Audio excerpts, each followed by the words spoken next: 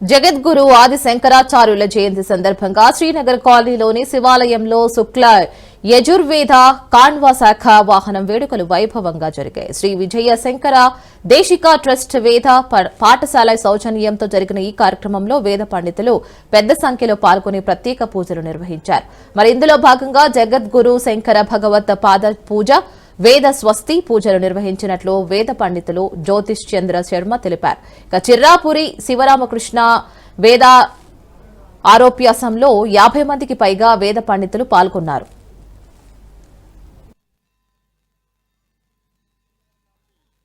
వెంకటేశ్వర స్వామి దేవస్థానం, భ్రమరాంబ మల్లికార్జున స్వామి దేవస్థానంలో ఒక 5 రోజులుగా శంకర జయంతిని పురస్కరించుకొని అత్యంత వైభవోపేతంగా మా యొక్క వేద పండితులైనటువంటి జ్యోతిష్ చంద్ర శర్మ గారి ఆధ్వర్యంలో ఈ యొక్క శంకర జయంతి ఉత్సవాలు దినదిన ప్రవర్తమానంగా ఒక 15 సంవత్సరాల నుంచి నడుస్తూ ఉన్నాయి.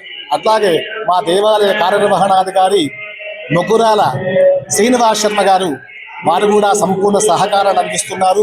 వారి తండ్రి గారు కూడా వేదాధ్యయనం చేసినటువంటి వాళ్ళు. వారి యొక్క సంపూర్ణ సహకారంతో ఈ యొక్క కార్యక్రమాన్ని మా జ్యోతిష్ చంద్ర శర్మ వారి యొక్క అనుయాయులైనటువంటి అందరినీ కలుపుకొని ఈ యొక్క కార్యక్రమాన్ని దిగ్విజయంగా